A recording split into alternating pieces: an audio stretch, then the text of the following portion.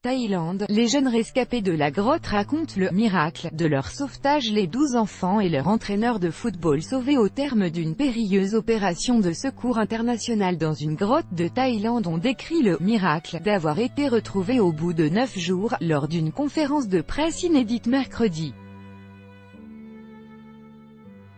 Nous avons entendu soudain des gens parler, a décrit Adul Samon, 14 ans, l'enfant qui avait répondu, en anglais, aux plongeurs britanniques les ayant découverts au bout de 9 jours sans contact avec l'extérieur.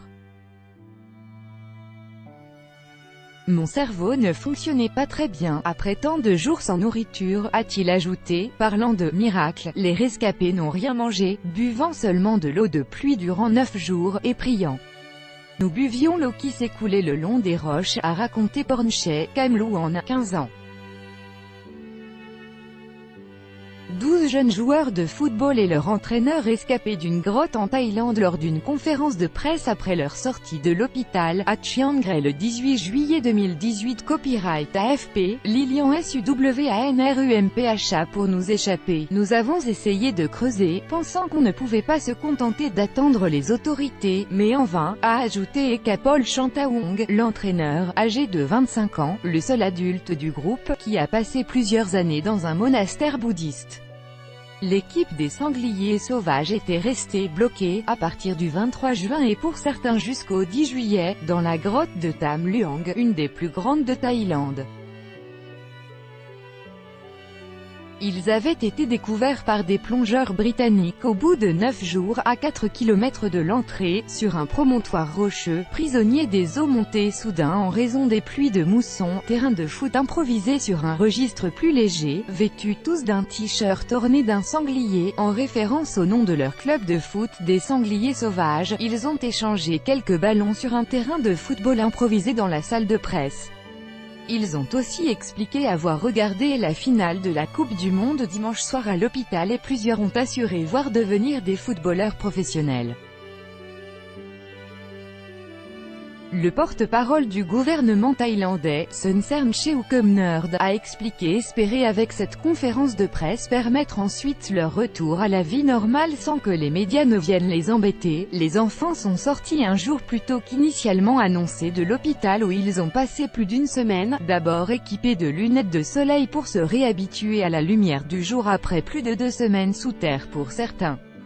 Les opérations de sauvetage dans la grotte thaïlandaise. Copyright AFP, Gal Roma. Ils ont été jusqu'ici protégés de l'intense intérêt médiatique suscité par leur histoire, avec plus d'1 millier de journalistes venus du monde entier, des tweets de Donald Trump et de stars du ballon rond à leur sujet.